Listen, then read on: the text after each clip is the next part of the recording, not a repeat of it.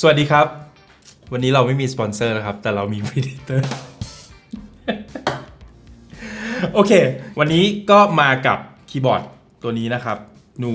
เขาอ่านว่าอะไรนะนูฟี่นะครับเป็น low profile keyboard เพื่อไม่ให้เป็นการเสียเวลาเรามาดูของในกล่องกันเลยจะบอกว่าแกะกล่องก็ไม่ใช่นะครับเพราะว่ากล่องมันแกะมาแล้วเป็นการแกะกล่องหลอกนะฮะจริงๆแล้วคีย์บอร์ดตัวนี้คือพงได้มาลองใช้แต่ว่าทอมอยากรีวิวนะครับก็เลยเอามารีวิวที่ห้องของพงนะครับอยู่ในห้องนี้ที่ไรก็จะรู้สึกแบบว่ารู้สึกดีอ่ะในกล่องก็จะมีประมาณนี้นะครับอันนี้ของแบบ accessories บางอย่างเนี่ยทอมแกะออกมาแล้วนะฮะแต่ว่ามันก็จะมีพวกแบบว่าอุปกรณ์เสริมมาให้อย่างในนี้นะครับจริงๆแล้วในกล่องเนี่ยมันมีสวิตช์เพิ่มมาให้อีก3ตัวก็จะเป็นสวิตช์ brown blue แล้วก็ red แบบ low profile แต่ว่าตอนนี้ทอมเอาสวิตช์3ตัวนั้นไปใส่ไว้อยู่ในคีย์บอร์ดไว้ก่อนแล้วนะครับแล้วก็มี keycaps เพิ่มมาให้อีก3ตัวนะครับ keycaps ที่เพิ่มมาให้อีก3ตัวเนี่ยเป็น keycaps ที่ทำมาไว้สำหรับใช้กับ Windows แต่ว่าตัวที่ติดมากับคีย์บอร์ดเลยเนี่ยมันจะเป็น keycaps ที่สำหรับ Mac นะครับนอกจากนั้นแล้วก็มีสาย USB เป็น USB A to USB C ทำมาค่อนข้างโอเคเลยนี่ประมาณนี้เดี๋ยวแกะออกมาดูนี่นะครับประมาณนี้ความยาวก็ดีงามพอประมาณโอเค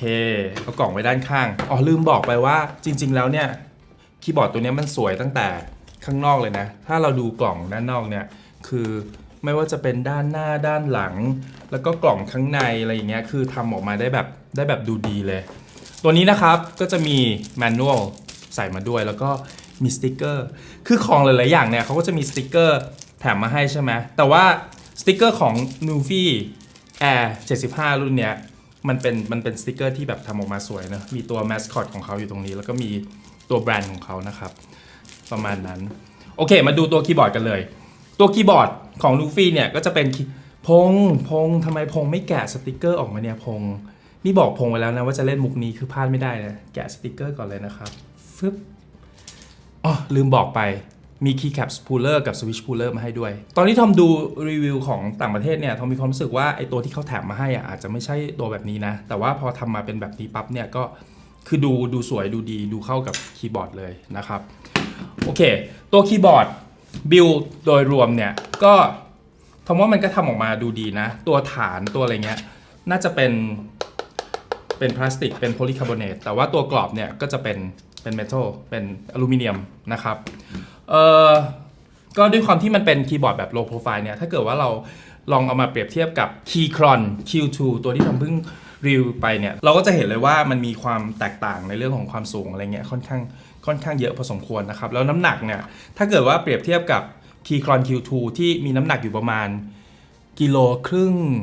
ถ้าเกิดทำจำไม่ผิดนะก็จะรู้สึกว่าเบากว่ามากๆนะครับถ้าเกิดว่าใช้แบบว่าพกพาไปที่ไหนมาไหนอะไรเงี้ยก็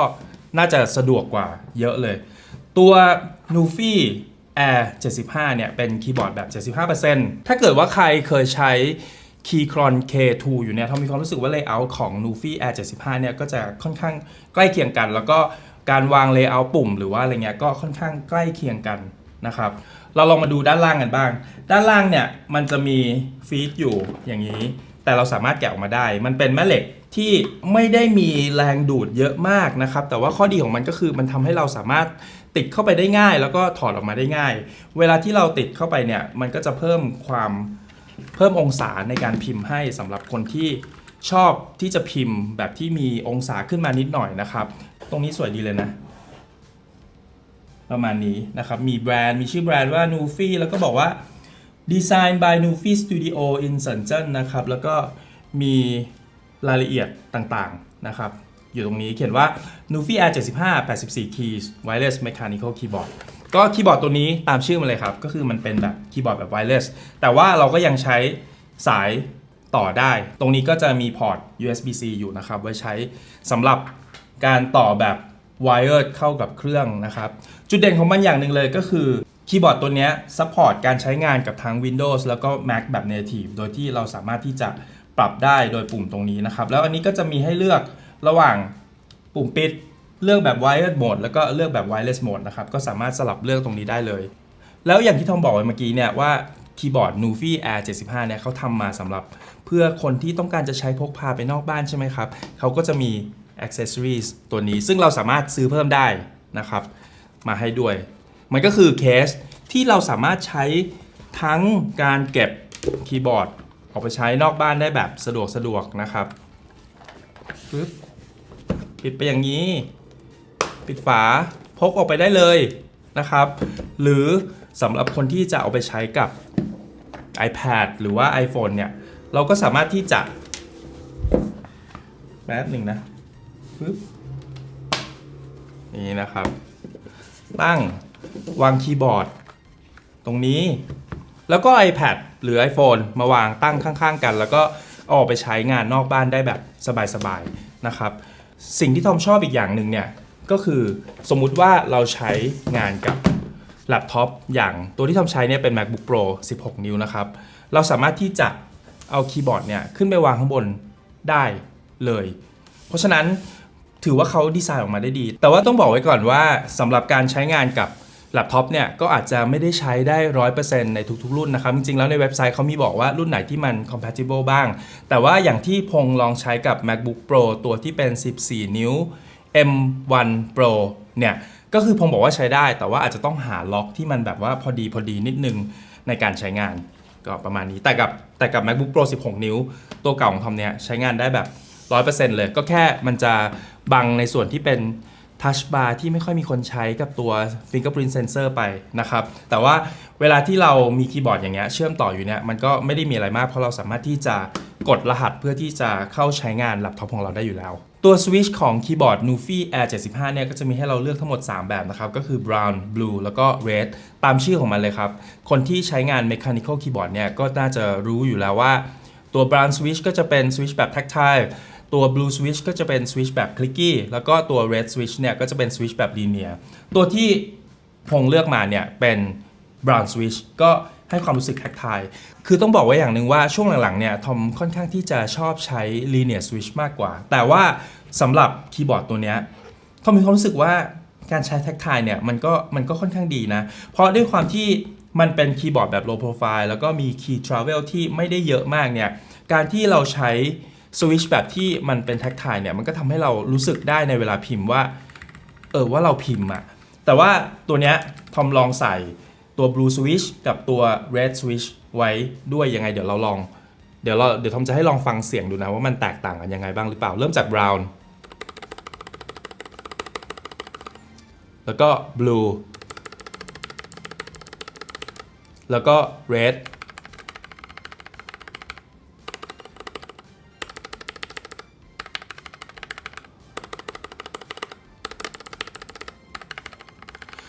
คือจริงๆทอมว่ามันก็ให้ความรู้สึกที่ค่อนข้างโอเคทั้ง3ตัวนะถึงแม้ว่าจะเป็นตัว red switch เนี่ยก็ยังรู้สึกมี key travel ที่เยอะพอสมควรคือมันเยอะกว่าแล็ปท็อปส่วนใหญ่แน่ๆส่วนการเปลี่ยนสวิตช์เนี่ยก็ทำได้ไม่ยากนะครับเราก็แค่ใช้ตัวอุปกรณ์ที่เขามีมาให้เนี่ยแล้วก็แกะมันออกมาอย่างนี้นะครับเวลาที่เราแกะสวิตช์เนี่ยมันก็จะบางทีก็จะเกิดอาการลั่นแบบเมื่อกี้ได้นิดนึงนะครับแล้วก็เวลาที่เราแกะเนี่ยเราก็เข้าไปเลยนี่นะครับสวิตช์ก็จะเป็นแบบนี้ทอมไม่แน่ใจนะว่าในตลาดที่เขาขายกันเนี่ยมันจะมีสวิตช์ low profile แบบเนี้ยให้เราเลือกเปลี่ยนได้มากขนาดไหน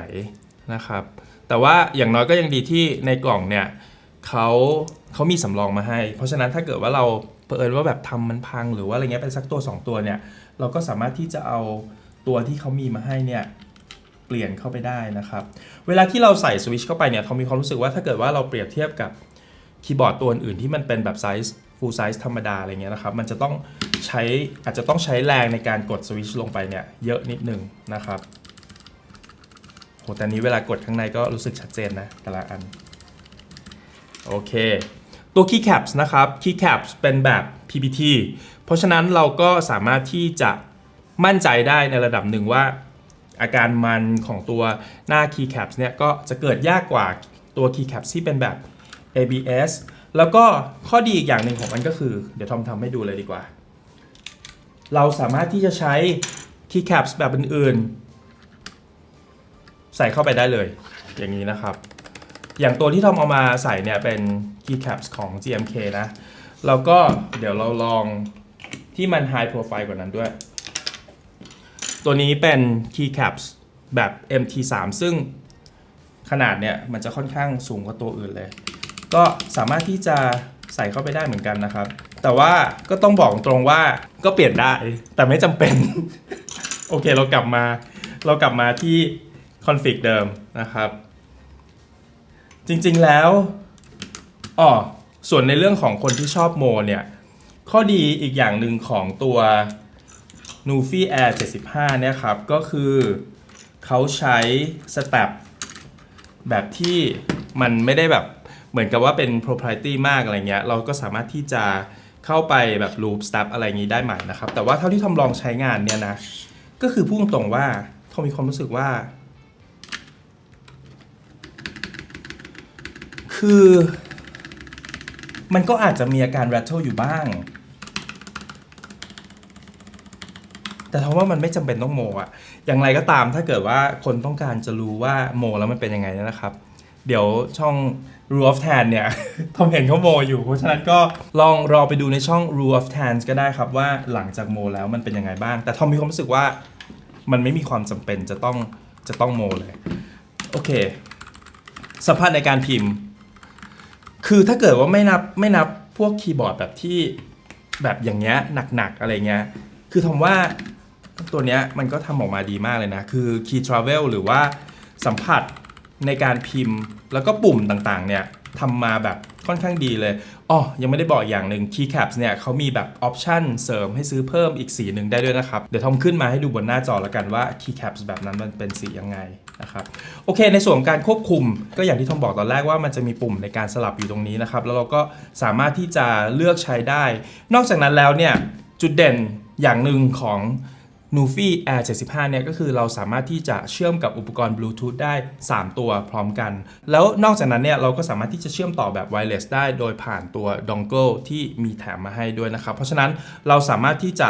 เลือกสลับได้ถึง4อุปกรณ์ในเวลาเดียวกันโดยวิธีการเลือกเนี่ยเราก็ทำได้ง่ายๆแค่เพียงกดปุ่มฟังก์ชันแล้วก็ตัวเลข1 2 3ก็คือจะเป็น Bluetooth 3ตัวแล้วก็เลข4ก็จะเป็นตัว wireless dongle ตัวนี้นะครับส่วนในการแพร์ Bluetooth เนี่ยก็กดฟังก์ชันแล้วก็กดเลข1ค้างเอาไว้สักพักเลข2ค้างเอาไว้สักพักหรือว่าอะไรเงี้ยจนแสงมันกระพริบนะครับตัวแสง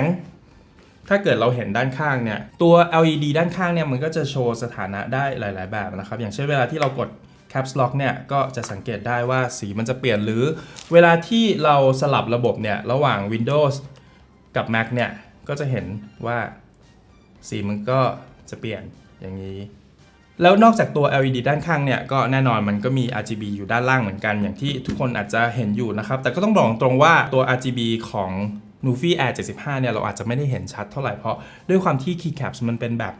ไดสับ PBT เนี่ยมันก็จะไม่ได้มีแสงทะลุตัว Keycaps ตัว Legends ออกมาให้เราเห็นได้นะครับแต่ว่าก็มีเอฟเฟกต์ให้เราเลือกเปลี่ยนได้พอสมควรนะครับแล้วก็สามารถเลือกที่จะปิดไปเลยก็ได้โดยส่วนตัวแล้วเนี่ยทอมปิดไฟทุกอย่างเลยครับเพราะว่าทอมไม่ค่อยชอบที่จะให้มันมีแสงเยอะๆเท่าไหร่ในห้องก็ประมาณนี้คือประสบการณ์การใช้งานโดยรวมของคีย์บอร์ดตัวนี้เท่าที่ทอมได้ลองใช้มาเนี่ยนะทอมมีความรู้สึกว่ามันก็เหมาะสำหรับคนที่ต้องการจะใช้ Mechanical Keyboard ที่สามารถพกพาออกไปนอกบ้านแล้วก็ไปใช้งานได้ตลอดเวลาคือเป็นคนที่ไม่สามารถใช้คีย์บอร์ดบนแล็ปท็อปได้จริงๆอะประสบการณ์ใช้งานของมันเนี่ยก็ต้องพูดตรงๆว่าทอมคิดว่ามันอยู่ระหว่างกลางระหว่างการใช้งานคีย์บอร์ดของแล็ปท็อปกับ Mechanical Keyboard แบบเต็มตัวนะครับแต่มันไม่แย่เลยจริงๆไม่ว่าจะเป็นในเรื่องของ Key Travel แล้วก็ในเรื่องของวัสดุที่ใช้โดยรวมในการวาง Layout ของตัวคีย์ต่างๆเนี่ยทอมว่าทำมาได้ค่อนข้างดีแล้วก็การที่เราจะซื้อตัว accessory เสริมอย่างเคสมาเนี่ยสำหรับคนที่ต้องการจะเอาไปใช้กับ iPad อะไรเงี้ยก็เป็นอะไรที่ทำออกมาได้ดีมากนะครับในส่วนของคนที่อยากจะซื้อมาแล้วเอามาลองโมเนี่ยเท่าที่ลองเห็นเนี่ยก็คือเขาทำกันได้นะครับแต่ว่าทอมมีความรู้สึกว่าการที่เราจะซื้อคีย์บอร์ดแบบนี้มาเนี่ยมันก็ไม่จำเป็นจะต้อง ต้องโมก็ได้อะมันเหมาะสำหรับคนที่ซื้อมาแล้วก็เอาออกไปใช้เลย แล้วก็มีความสวยมีการออกแบบมาที่เข้ากันได้กับ MacBook นะ เข้าได้ไหมพงษ์ ดีอยู่ นี่ประมาณนี้นะครับ โอเค ผ่านไหมครับพี่พงษ์ ดีชอบ อันนี้คือเสียงจากคนที่ไม่ชอบใช้งาน Mechanical Keyboard นะครับ บอกว่าชอบก็ประมาณนี้แหละ ตัว Nufi Air 75 นะครับ มีราคาเริ่มต้นอยู่ที่ประมาณ 4,000 กว่าๆแล้วก็เราสามารถซื้อ Accessories เพิ่มนู่นนั่นนี่ได้โดยที่มันก็จะขึ้นไปอยู่สูงสุดประมาณ 6,000 กว่าๆอะไรเงี้ยก็สวยดีนะ ยังไงก็อย่าลืมฝากกดไลค์ subscribe แล้วก็เข้ามาดูเข้ามาคอมเมนต์เป็นกำลังใจให้ทอมกับพงษ์บ่อยๆนะครับ แล้วไว้เจอกันใหม่วิดีโอหน้า ขอบคุณครับ